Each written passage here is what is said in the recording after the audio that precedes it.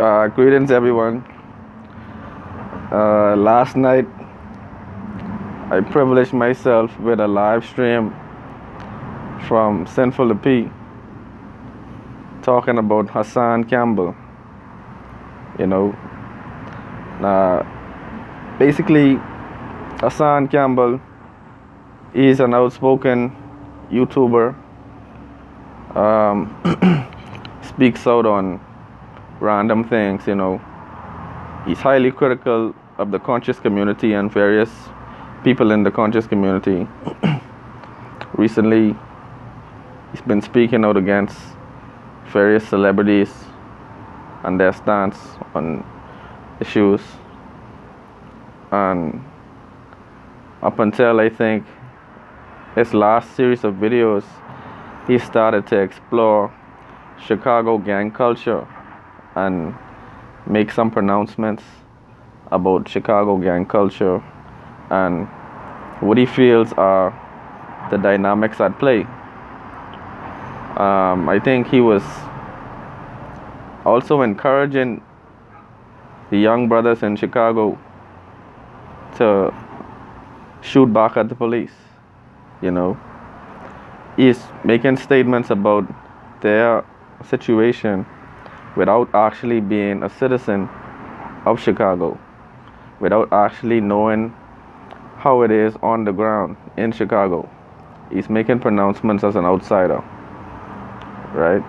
Now, it's okay to give your opinion, if it's a fair and biased opinion and it's not being motivated by some other type of ideal that you might be pursuing, like attention, like money, like fame. You see what I'm saying? Some people, these are their motivators, But Sinful the P, very critical thinker.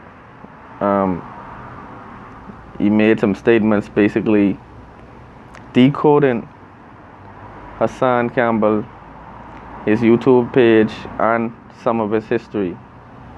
Now, as you all know, Hassan Campbell rose to fame telling the world that he was actually molested as a teenager by Africa Bambaataa. Africa Bambaataa was a pillar of the hip-hop community. Africa Bambaataa was one of the first glimpses of Afrocentrism that many of us were able to see as young people, Now, his generation was a little bit before my generation. So, I imagine like for my parents and for my older family members to see Africa Bambaataa on the television screen with the Ankh symbol and with the Africa symbol on his clothes and speaking about African conscious things, it must have been a very powerful experience, But Hassan Campbell entered the fray of the YouTube circuit recently, and what he has done is use his encounter with Africa Bambaataa, describing in details how his molestation took place at the hands of Africa Bambaataa. He said, and I quote, "He thied me." Right, so Sinful the P, he made a song in the course of his critical, analytical diatribe. In the course of doing this, he made several hilarious references, and when you use common sense analysis, like the brother did, he used like critical thinking, and he broke down the story that came from Hassan Campbell. And he said that, look, it seems to me, or it seems to him, that the whole incident was consensual, right? It seems like he's false flagging. He's giving the impression that he was attacked and molested by Africa Bambaataa. But because of the chronology of events that took place, it seems to Sinful the P that, you know, this sounds like the accounts of a person who was consenting to these types of things, because he wasn't like a child from, like, say, infancy to 5 years old or 9 years old, where you can say that critical thinking skills may be undeveloped. I believe, according to the reports, the brother is saying that he was around 14 or 15 or maybe 16, and he was molested by Africa Bambaataa, you know. So, I mean, to me, it seems like there are some elements of the story that are missing. Now, basically, if a person gives an account of an allegation like that, an allegation of molestation, a person should be very concise with their language to avoid confusion, you know. And so it seems like there are some illogical inconsistencies in the story told by Hassan Campbell regarding this matter. And I tend to agree with some of the assertions that Sinful the P made. He roasted him. He finished him. Basically, it was like a massacre. If you watch this video, the title of the video is if Hassan Campbell really loved the kids, he would not allow his oppressor to live. I think that's the name of that's the title, or that could have been the first line in the description.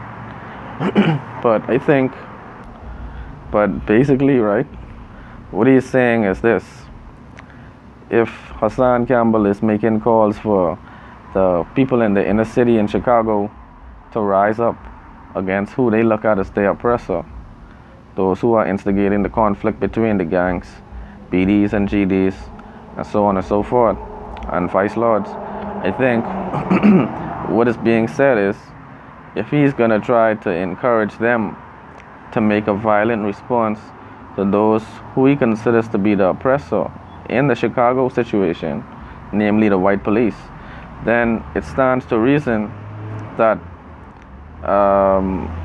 when it comes down to Hassan Campbell and Africa Bambaataa, right, he would have already showed his commitment to justice by exacting justice on the man who oppressed him. Now, I'm not calling for death, I'm not calling for violence, but what I would say is that it's highly hypocritical of Hassan Campbell to instigate a losing battle on the streets of Chicago when he himself is not willing to make any type of stance against the person who oppressed him in a very vitally sadistic way, in a very, like, sickening and perverse way.